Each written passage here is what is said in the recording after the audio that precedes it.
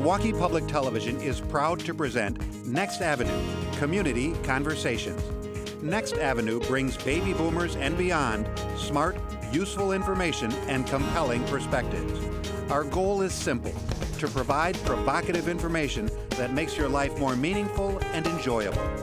Next Avenue is made possible by the Helen Daniels Bader Fund, a Bader philanthropy, with a focus on Alzheimer's disease and healthier older adults.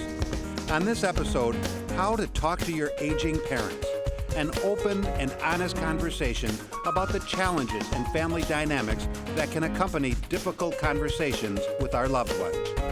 We are coming to you from beautiful Holy Cross Lutheran Church in Menomonee Falls, Wisconsin. Now here's your host, Mark Seegers. You know, it really wasn't that long ago when as much younger, going back a few years now, members of the baby boomer generation, we were the focus of the talk. By that I mean our parents coming to us in our high school years, middle school, encouraging us to move forward with our education, talking to us about the facts of life, whatever, growing pains in general. Well, with the passage of time, now it's incumbent upon us to approach our aging loved ones, our parents, our members of our extended family, to make sure that they're safe, that they're well, that they're in a good place, that they're secure. And that's the focus of our conversation tonight.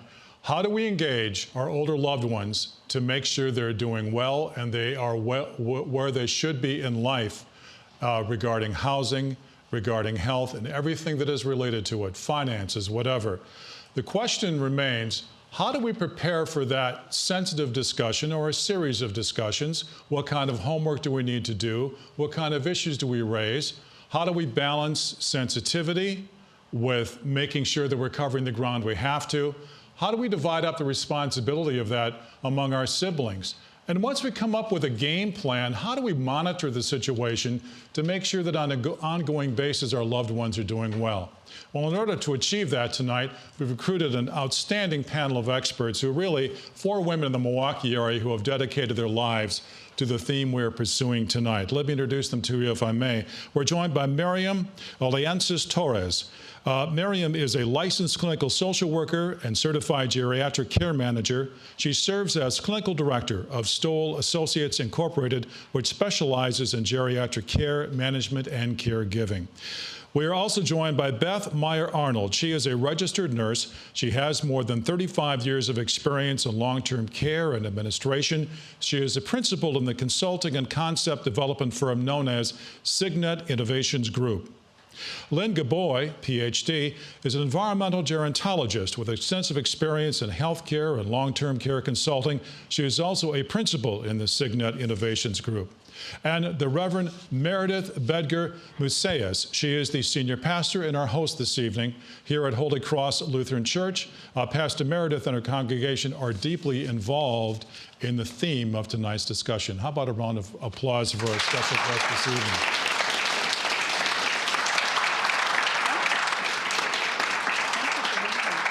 Now, you have dedicated your lives to this subject area that we're talking about tonight.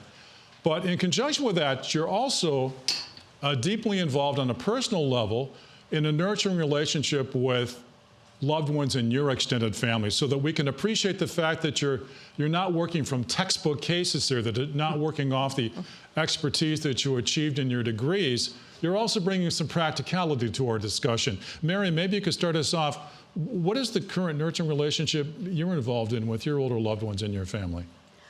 I have 2 aging parents in Milwaukee, and I am the only sibling that's local. I have 2 siblings out of state, so I'm the one on the ground on a daily basis.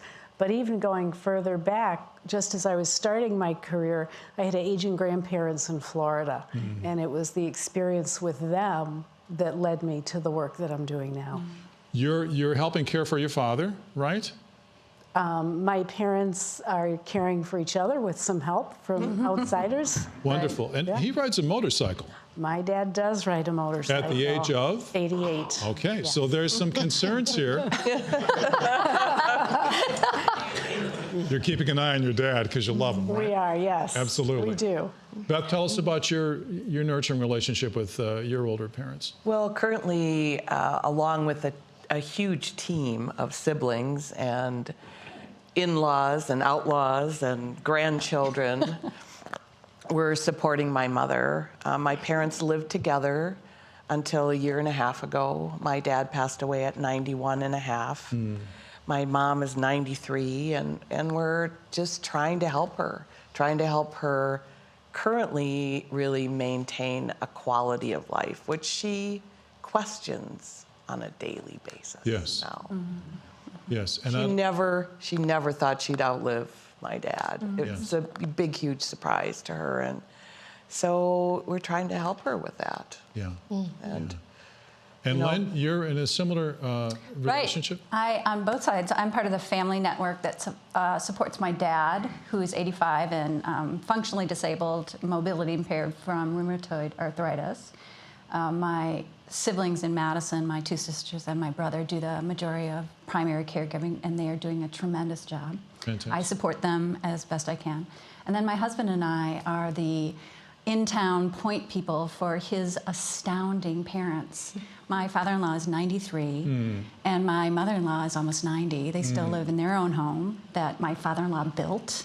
I think he doesn't have a motorcycle, but he chops his own wood for their Seriously, even today. today, and that may be one of the keys to longevity. I guess so. forget the yogurt and all the other stuff. Chopping your wood and riding a motorcycle. Chop wood, ride a bike. That's right. And Pastor Meredith, you also are in that kind of situation. My husband and I are the primary caregivers for my soon-to-be 95-year-old father, who is a World War II veteran, 101st Airborne, dynamic, positive gentleman who is really a delight. And it continues to inspire me because he wants to keep learning. And at 95, he's not done learning. So it's really great. Thank you all for sharing that. Now help us get started. How do we prepare to engage our parents at this stage of their lives in a serious dialogue about where they are, what they need, how we can help them, what kind of homework do we need to do ourselves along with our siblings to just sense what's up? How do we get started, Miriam? Well, sometimes people ask me, when should we start talking about it? And I tell them that as soon as you start wondering when you should start talking, that's when you should start talking. Okay. As soon That's as the you key have right that there. question. Absolutely. And the other thing to remember is that the conversation that we're talking about today is just as much listening as talking. So part of what we need to do to open the conversation is to have really, as we're able to, the conversation with the older folks in our lives. How do you think things are going? How are you feeling these days? What do you think about? Do you have any questions? And to start really thinking about not only what's on your mind, but wondering what's on their mind as well. What are we listening for, Beth? I mean, even before we start asking the questions, maybe over the course of weeks or whatever, and maybe even body language, how they're reacting to us talking on this level with them. Well, a couple things came to my mind as Miriam was talking, and the first one is that I think we have to keep in mind that aging in itself is not a disease. Our parents might be aging, our grandparents might be aging. That doesn't mean that there's a problem. But on the other hand, we have to start having conversations with them, because there might be things happening that we don't even know is an issue. And until we start having conversations, as Miriam said, what's bothering you? How is life? What are those things that you need to have quality in your life? We might not even know. And especially if we're somebody that doesn't have any medical background, things might be happening that are of a concern, and we don't know until we have those conversations.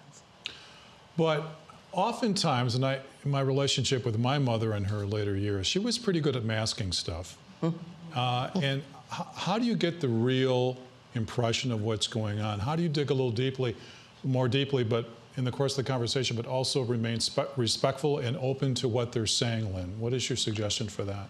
Well, it has to do with it not being a conversation. It has to do with it being a series of conversations. It's a conversation that's going to last for as long as your loved one is alive. That I think is really important, that you start having the talks, and that over the course of those talks, you learn more about what that person is experiencing. They're going to be sharing more over the course of those talks. Mm-hmm. Pastor, your thoughts on this? You've been through this. Well, I think it is very important to listen and to ask them the questions in a way that is non-threatening. I think there's always the fear that's behind, why are you asking these questions sometimes? Is my life going to radically change? I don't want to move. But just to try to keep it as non-confrontational, just to have a conversation and to listen in a real clear way, that you're really hearing what people are saying, what your loved one is saying. Okay, so we're at the point now where we've been observant, we've been listening, we've been looking for cues, we've been looking for things that might enter into this ultimate conversation. Now, Lynn, how do we bring it up? I mean, how do we even approach our parents with this role reversal thing we're going through? How do we even bring up the conversation and help them understand it's out of love and it's not, and we're not trying to be confrontational? And that's exactly the place to start, to say, I see these things, help me understand. Are you in a comfortable place? Is this a matter that's important to you? I think Miriam, I just saw you. Miriam, what are you thinking on this? Well, what I'm thinking is, first of all, the part of the anxiety about this kind of conversation is the fear that the older generation may have that the younger generation is going to try to take over and tell them what to do.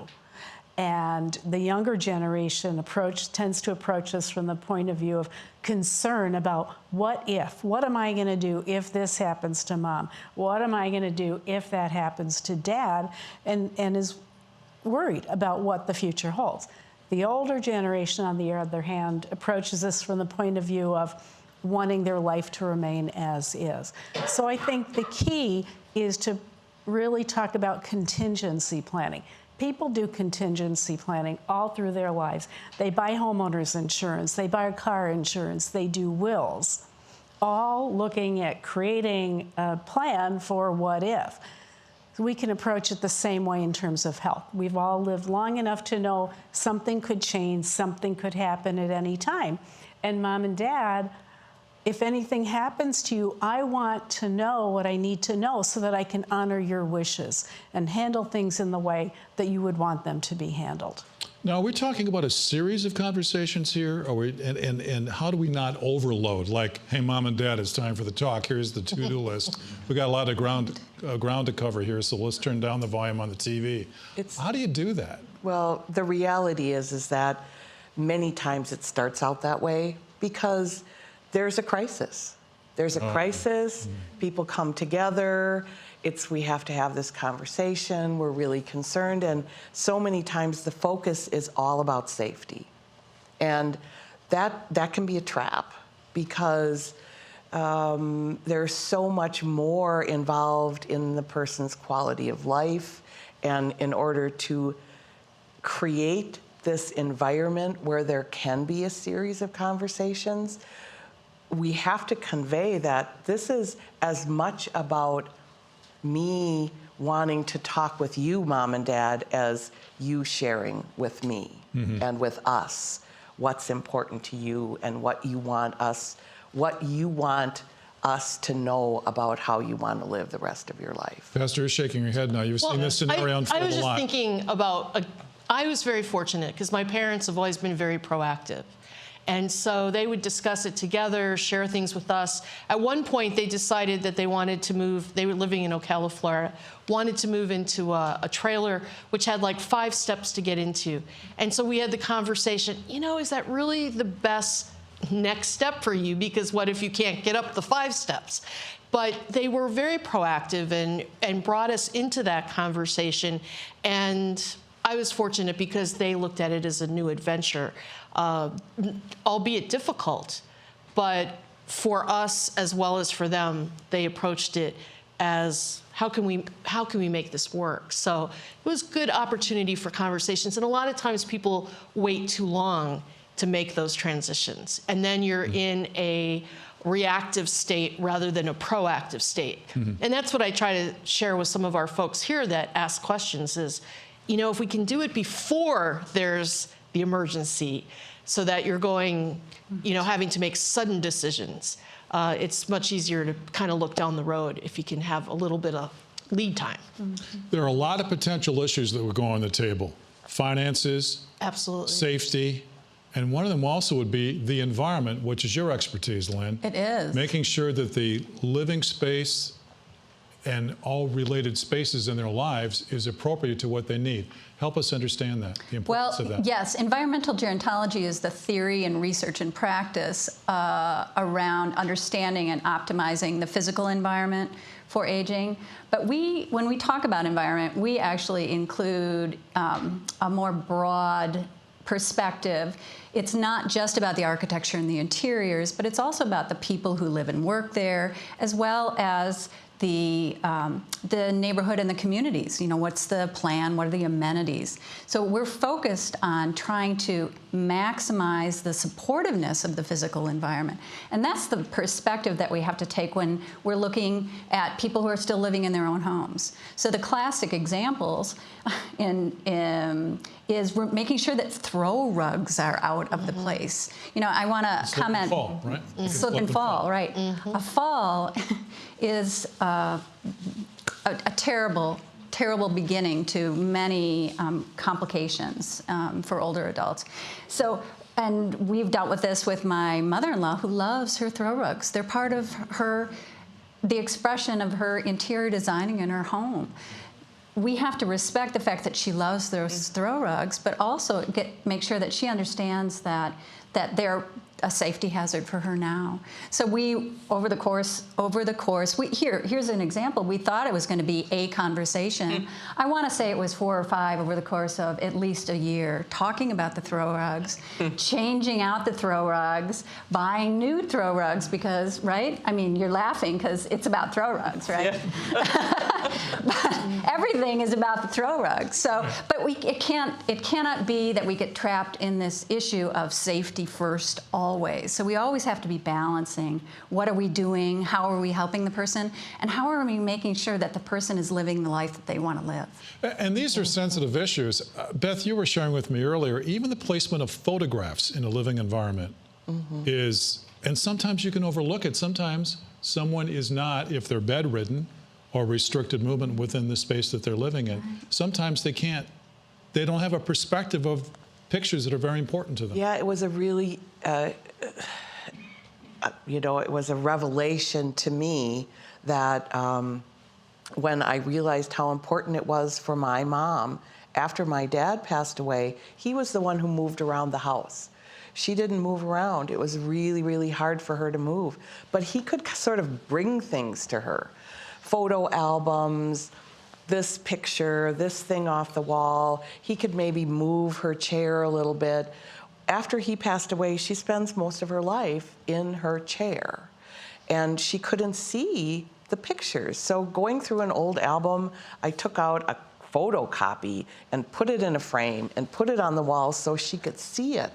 And it was so important to her because there it was right in front of her. And she could see that every day without having to depend on somebody else. And why is seeing the pictures so important in someone's life at that stage of their life? Well, I think because right now that's what her life is about. Okay. She's proud of, it's her quality of life. And she doesn't want her life to be about conversations about her health, which happens, especially, I mean, my nursing background, any of the nurses in the crowd, we tend to focus those initial conversations with our parents on their health issues. But that's not really what they want to talk about. Might be what we're concerned about, and maybe somehow we have to even that out a little bit, but being careful that that's not always the focus of the conversation. And I think that's such a great analogy to the whole issue, which is to look at the world through their eyes. Yeah. Typically, when we go into a home, the older person has the chair that's theirs that they sit in, and we're sitting opposite, whether it's our parent or the people we work with. And if we just turn around and sit in their chair and see what the world looks like from their point of view, what's their visual scope, and part of what we want to do in the conversation is to see their lives through their eyes, to help us get a better understanding of how we can help them. I know that every family dynamic and every need is different, but what are the most common issues that need to be discussed when we engage our older parents in this kind of conversation? What most frequently needs to be addressed? Is it finances? Is it safety? Is it health? What is it? Yes. All of the above. I mean, in most All at one time. in most cases, there really is a breadth of things that need to be Absolutely. discussed. I think so. I think it's the biggest one is, when is it time for a change of residence? Also, that's a big, tough issue. If there's a house still involved, and stairs, and yard work, and people are trying to help their parents, or the parents are trying to figure out how can we continue to stay here, but have all those things taken care of. So that many times is the first reason for a conversation. And when we're speaking with our parents, how many siblings should be involved? I mean, should it be a one-on-one conversation? We don't want to overload the conversation, but should it be all of the siblings together, engaging the parents together? I think it certainly depends on the family. There are some matters that you don't want to be ganging up on the person. Right. So sometimes you have to realize that maybe one person, perhaps the most trusted, or the child who has an expertise in that area, may be the best person to approach the parent. It's really important. More important than how many is the unified front, to the degree that you can have that there's a unified message about how we're going to approach this. And that unified front shouldn't occur during the conversation, but well in advance of it. It should, absolutely. In my case, with my father, my siblings do a tremendous job of communicating, mostly through email and texting. There is always everyone on all the messages, so there's no piece of information that one person has that other people don't have, and I think that's really important. The other thing that I think is important to remember when communicating with siblings is everybody has their own point in time at which they notice that things are changing. So being the only daughter in town, I've watched things change for my parents over many years. Can you give me an example? Help us appreciate that. For instance, when they lived in a multi-story house, I was the one that was aware of how hard it was to go up and down the stairs. I was the one that started to see changes in eating habits, changing in driving habits, things like that. Okay. And so when my siblings would come into town, they would see things for the first time that maybe I had been seeing for a long time. But I had to really respect that they were in a different role. They weren't here on an everyday basis, and they don't have the professional lens through which to see the situation. So through the last number of years, it's been a process of us all getting on board with each other and sharing information and sharing perspectives, and then not ganging up on them, but reinforcing the same messages. I'll talk with them and say, well, you know, when you're here, watch for this, or if you have the chance to talk to them about such and such, would you do that? Once the issues are on the table and there's initial discussion about it, they've been identified, okay, now how do we start putting together a plan? What's the first step? And to make the person we're trying to help be full party to that conclusion, to that plan.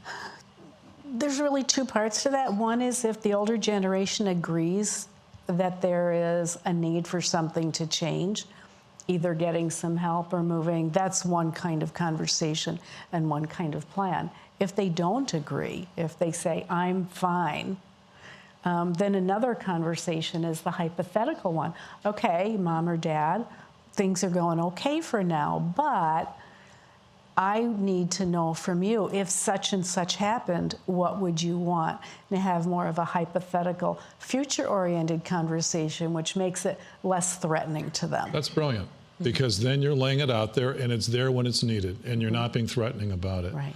You're all shaking your heads. You've been there, right?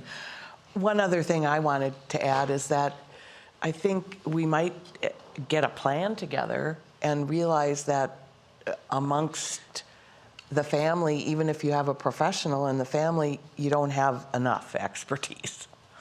There is an expertise that you might need. Don't be afraid to go out and ask somebody else to help you. Because even if, like in our case right now, there are times when it's really difficult for me to be the daughter and be the nurse. I have to go to my nurse friends and say, I need some help with this. I need a different perspective. Don't be afraid to do that. And sometimes people step up. In the case with my father, my sister's former co-worker lives in his neighborhood and has volunteered to help take him to doctor's appointments because she's retired and she has the time. That's been wonderful. His neighbor across the street brings his mail up every day. So people on the outside of your family will also see that someone needs help, and they'll step up, and I say embrace them. And to what degree do they bring a freshness to that conversation and analysis of what the truth is? No kidding. Absolutely. I mean, there is something to be said for that? Absolutely, yeah. It's another set of eyes. It's just being there at times when you may not be able to be there. Your parish is very involved in this stage of it. What do you suggest to your parishioners about reaching out and finding representatives such as the ladies who represent these? Well, I certainly would reference any of them, you know, as being experts and to work there. But also our county has resources, but it is also difficult to find your way through. And so sometimes you just have to really persevere, ask a lot of questions, ask people who have been through this already. You know, I'll try to connect people. You've just been through this. Who did you land up talking to? And it can be very difficult. And not all families are supportive of one another in this role either. So it can be, you can have family dynamics as well as dealing with aging parents. So sometimes you really do need that outside expert, that county person that comes in and does an evaluation. There's different kinds of tests that they can do, determining whether they're safe in their home, determining where the cognitive level is, things of that nature. So it's persevering, it's asking questions, and I think that sometimes my role is just to listen and to help them find some of those resources so that they can go and explore that. Oh, I would love to start getting some questions from the audience involved in our ongoing dialogue. And so, John, is it best just to say if someone has a question, just to let you know about it, and we can get a microphone to them. Can I toss in a question we already have from a member of the audience, one that's written out? It says, when it's time to make a decision about your parent, where do you go to find out what are the best facilities? I think this is referring to housing, to new dwellings. Environmental dwellings are your expertise, Lynn. There are a lot of resources out there, but how do you begin in doing your research? How do you begin to discover where those resources are? What's a good starting point? Well, many counties have catalogs that have all kinds of information about different residential communities. I have to say the great majority, 90%, 95% of people want to stay at home, though. They don't want to move to another environment. And so for me, the push should really be on how can we make their home as safe as it possibly can be. So yes, it involves throw rugs, but it also involves, there's all kinds of information on the internet about home modifications, all kinds of great resources out there. there are people who specialize in modifying homes for aging. That I know that Angie's List has some people who are qualified individuals on. So for me, the first focus is how can we make this home environment as safe as it possibly can, and then start to broaden the search if the decision is made with the parent as well as the children that a new environment is really the only solution to the situation. Maureen, you have a question, ma'am? Go right ahead. I do. I noticed no one talked about the driving issue. You know, and they never want to give up their driving privileges, especially if they're living at home. Mm-hmm. Is there a gentle way to approach that? Well, driving is one of the big issues. I mean, it's probably a major issue with almost every situation. And that also has to happen in small conversations. It has to do with talking not only about what would happen to the driver, but if the driver would get in an accident, what would happen? How would you feel about that? Where do the people need to drive? I'll never forget when we had first conversation with my dad. My dad was like 88, and he was helping drive cars from the car auction to his nephew's car business. You know, it was like a big, huge guy thing. He would drive in one car with 3 other guys, and they'd go to this car auction, and they'd see cars and talk cars all day long, and then he'd get to drive one home. Well, the other guys were telling my brothers, your dad is kind of going over the middle line. He's driving really slow. So we had to have a whole family conversation about, we have to tell Dad this. Dad would not want these other guys to be thinking that he was a terrible driver. It wasn't, he still didn't want to give up driving, but he did say he would just be a passenger. He could still go. You can still go. You're going to have to ride with somebody. He didn't want to miss the guy thing. But those are the kind of negotiations that have to happen. You know, like most families, we got to the point where Dad would drive to church on Sunday. Drive to church, and then, of course, he would have to stop at the Quick Trip and the Walgreens and the Pick and Save on the way home. But they were all within a mile and a half, so we kind of let it slide. But, you know, until a couple of their friends got in accidents, it's really tough. So we should never underestimate the power of having to turn over one's license. I mean, that's how we. I mean, that's who we are, right? That's who we are as Well, Americans, absolutely. It's very much American and has to do with independence and freedom. But there are resources also. There are occupational therapists who do driving exams. And I know through Froedtert Hospital, they will come and they will take the person in an actual driving so that they can help the driver or the family make adaptations, so make it safer and that might help. Yeah, and we have another, yes, go ahead. Sorry.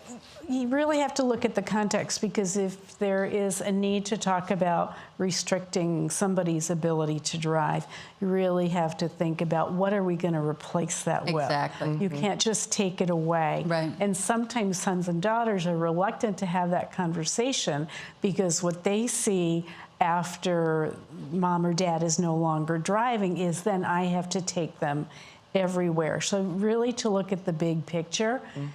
And with every loss, there has to be something else introduced to replace that. Okay, now that's important what you just touched on. How do you do that? I mean, there are certain things that a mom or dad loves to do that's part of their independence. How do we choose that, and how do we put that on the table for them to consider? A couple of things. One is, as people get older, they're usually willing to give up certain tasks. They may no longer mow the lawn themselves, right, or do the snow themselves, or do the laundry in the basement themselves. But everybody has certain activities which are really part of the core, the essence of who they are. And in our society, traditionally, for men, that's driving, and for women, that's cooking. Right. Right. So it's often much easier to get a woman to give up driving than a man, especially if there's a social network around her. But to get a male driver for whom that's a symbol of adulthood to give up driving is a very, very tough sell.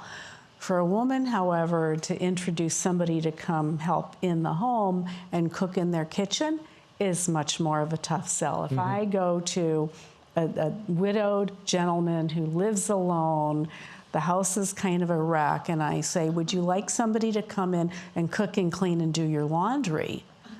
Hello. Many times they're very welcoming. Sure. But if I say to a woman whose domain is her kitchen, you're not cooking so good anymore. How about if we have somebody come in and cook in your kitchen? For her, that's a real assault. Yeah. So we really have to look at the meaning of the activity. Because to it the could, person. it could theoretically send someone into depression if you were taking away something that's dear to them and represents who they are. But the other thing we have to look at is the risk to the community. Right. And that's where... And to themselves. And to themselves. To themselves, but we were talking earlier about informed decision making and people choosing to accept certain risks, whether it's throw rugs or whatever that might be.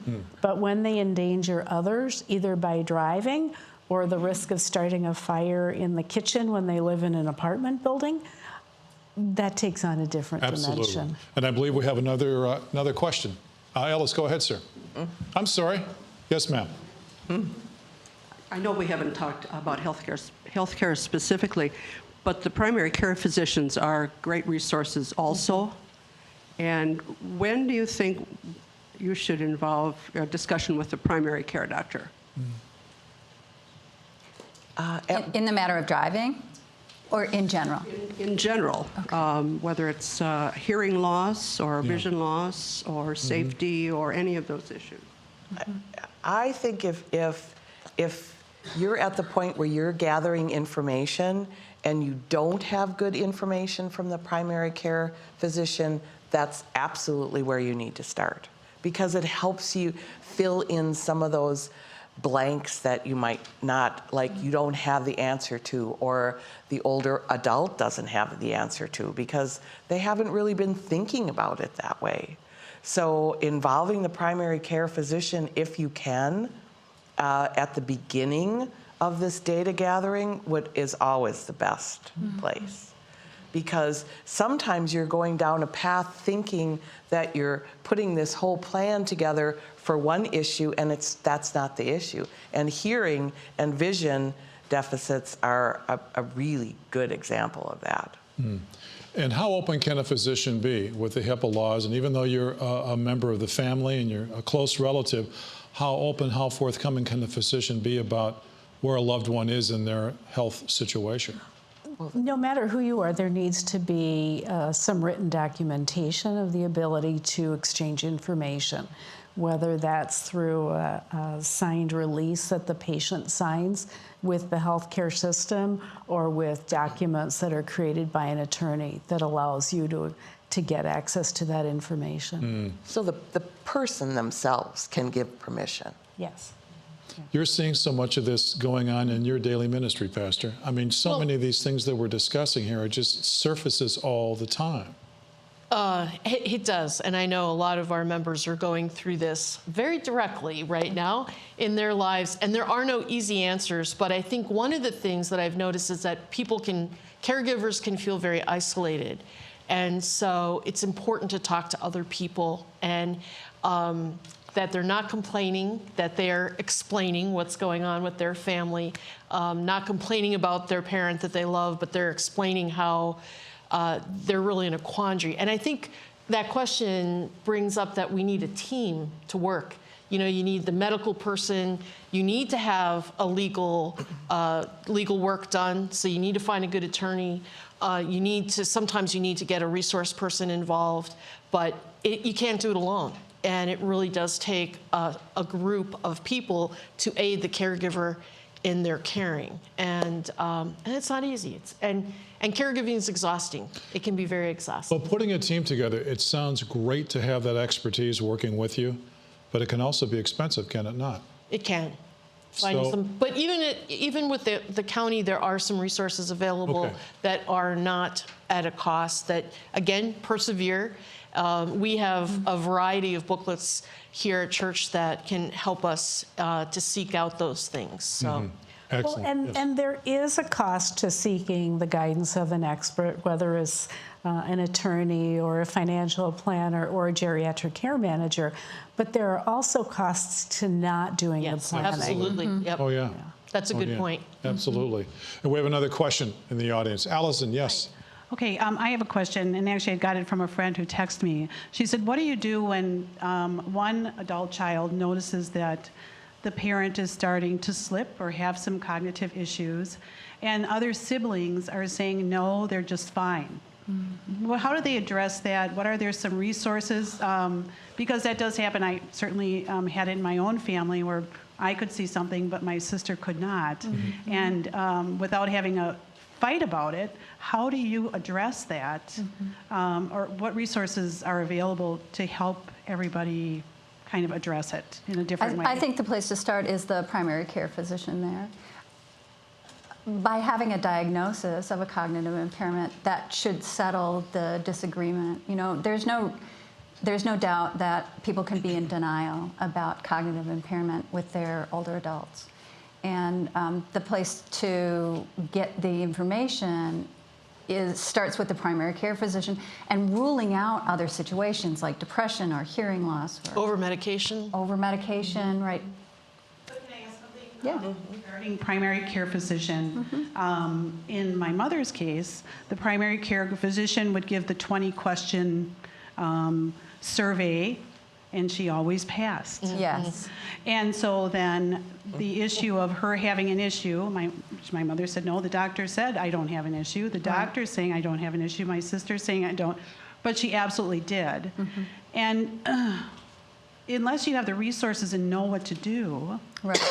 Well, you can have people living where they really are slipping and suffering. And so that's what I'm asking. How do you navigate through that? When you're saying primary care physician, they're not always educated enough to know because they're just using a simple tool. Right. There's a couple of things. One is that kind of feedback. The sibling from California or New York who says, I talk to Mom on the phone every Sunday and she sounds just fine to me. What are you talking about? To invite them to come and stay with Mom for a week and live in her home and see what it's like on a day-to-day basis. Just like with the driving question, if somebody isn't sure, they want to ask that older person to give up driving, to suggest that that person be a passenger in the older person's car. Okay, and if they're not comfortable being a passenger, what does that tell them about what should be done? So number one, real life experience. And number two, if the primary care physician isn't helpful, there are specialty clinics that can do a geriatric assessment or a cognitive assessment that will give some additional information. Excellent. We have another question in the audience. And yes. Yes. I was wondering about the situation where a parent might play off siblings in order to maintain a status quo, if you've encountered that. Yeah. Yes. Yes. Yes, that does happen all the time. Yes. And I think that's where siblings have to talk to each other and have to get comfortable. And that doesn't always happen, because we might have been comfortable at some point as siblings talking, and now we're not all at the same comfort level with our parents' situation. Some siblings can accept it, some just can't because right now it reflects their own aging. So those kind of situations are tough and they're real and they happen all the time. And the more conversations you can have and the more family meetings, I'm a huge fan of family meetings. I call them in my family all the time. Now my brothers are starting to call them. And they maybe be called on email or text or phone conversation or in person. But having those family meetings and having some of that discussion get out on the table. And it's not that those conversations don't get resolved in one conversation either, but it's a really But does good there have to be, within a group of siblings, does there have to be a decision maker or not necessarily? Well, I would say that some people make decisions about some things usually, and other people make decisions about other areas. And it's proper to divide the responsibility. Right, and that's one of the things that can come out of a family meeting, is to gather everybody's perspective and then have another part of the conversation be about, okay, what role are you comfortable taking in this situation? For some families for whom there's both local and long-distance siblings, in order to be of help, somebody at a distance might say, okay, I'll help with the bill paying, I'll do mom's bank account online, or I'll call the doctor because even though I'm 500 miles away, it's just as easy for me to make that call, whereas you're in town, okay, you're gonna set up the pills every week. This division of responsibilities can be very helpful. And I would assume that to some degree there's a bonding which occurs in the dividing of the responsibility, and that can be a positive thing as well. So I just love to yes, ma'am. In some families, but I think that for many families too, that if there's any kind of ruffling or, for lack of better words, dysfunction that has occurred throughout their family system, it's not going to magically get better when you have aging parents. And so it can be very stressful. And sometimes as a sibling, a person with a sibling, you do just have to say, well, this needs to be done for my parent. I have to step up. And you hope that the others will come to consensus. You hope they'll get on board. You hope they'll be assisting. But sometimes it's you. You got to do it. In your ministry, have you actually had to referee some meetings? Did she look like it? Yeah, I've had to referee a few times. In your office, you've had to just... Well, yeah, there's different times because you want to hear different perspectives. But mainly, again, it's my role is to support and encourage and to listen. And often it's that person who is not getting the cooperation from other people. Sure. That I'm listening to, you know. So, but you know, in my family system, we've been very fortunate that we could work together. But I know that that is not the case in many families. You know, hey, I'm out, I'm far away, I don't want any part of this decision making. But by George, when it comes down to the wire, very often that's the person who comes in and says, "What, you guys are doing this all wrong," you know. So it can be complicated. Yeah. And we have another question from the audience. Yes, who has the? We've been talking about siblings, and I have a question regarding the couple that ages together. They're not always aging as gracefully as one another. When you have one who becomes the fanciful, independent self who doesn't recognize how much care he's receiving from his caregiving wife, very dutiful, how do you address that without creating a lot of guilt between the two of them? You have the guilt of the caregiver who wants to continue to be able to provide that loving support, and you don't want to create guilt in her husband who now needs to recognize the fact that his wife is also in her 80s or 90s and she can't keep up. Yeah. We know for a fact that caregiving takes a toll on people of any age, can take a toll emotionally and physically. And one of the things we try to do in a situation like that is to support the spouse caregiver and to say, you know, we know you're devoted to your spouse and you want to make sure that you are here to take care of him or her. But I know that caregivers have health events that happen. And I know I've personally worked with families in which the spouse caregiver had a stroke or had a sudden unanticipated death. And to really talk with them about, if you want to preserve your ability to be here for your spouse long term, you know, this is more than any one person of any age can do. It's not about you being 85.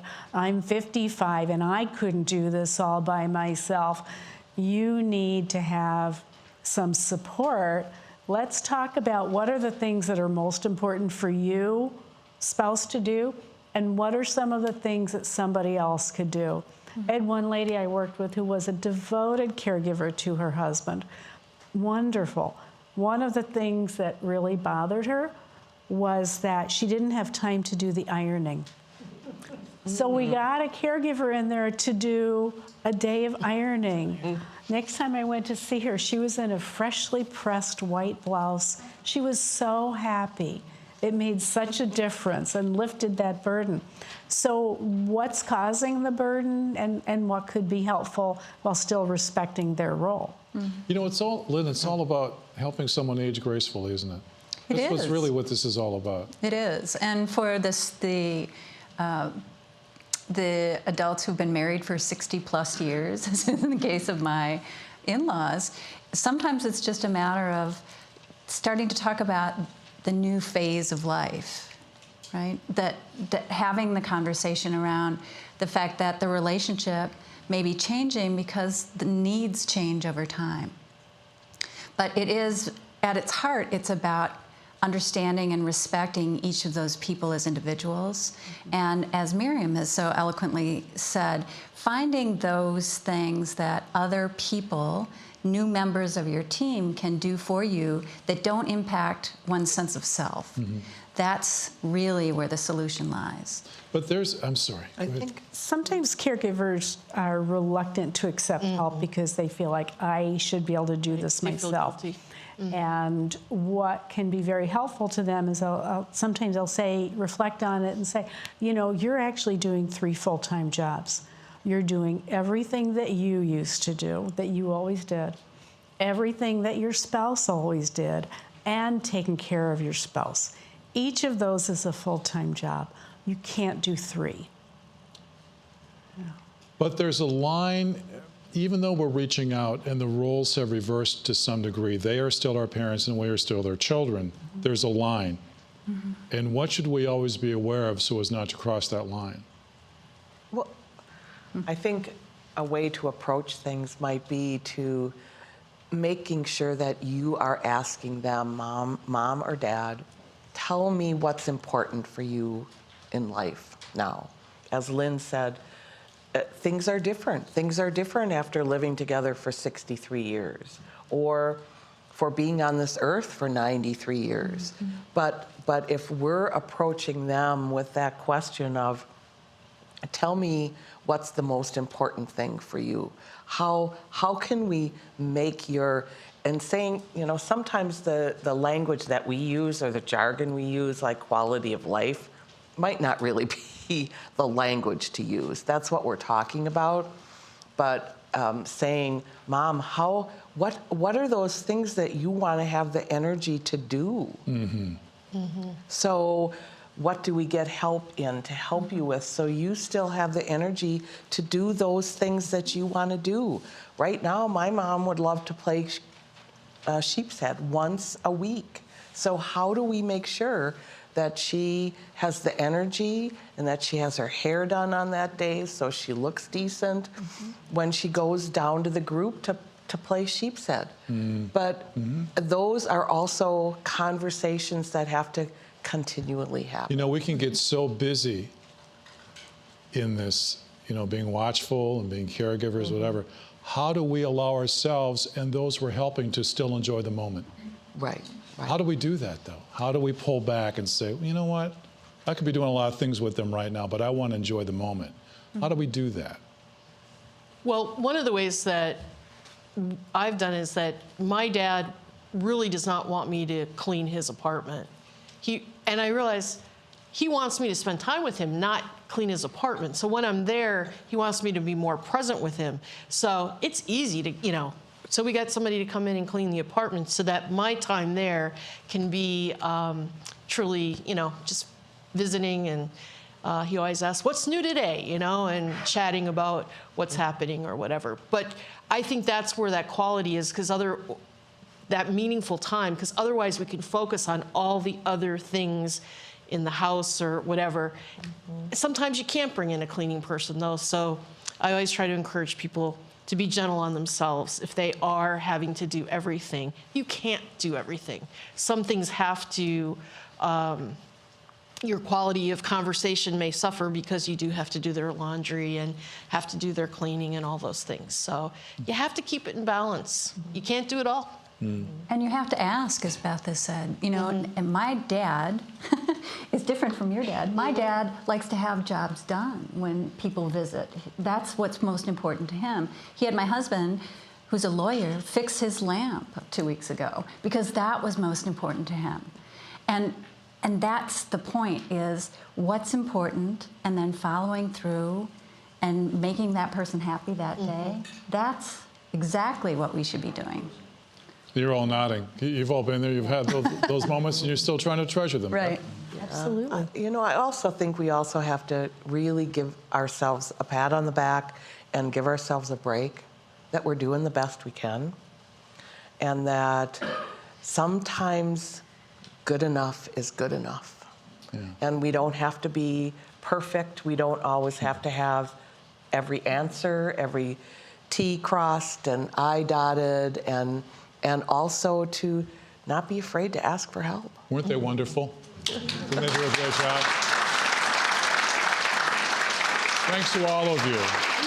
And continued success in your outreach. We really support you and we appreciate your expertise, and we hope you join us again for our next community conversation. Good night. Thank you. Thank you.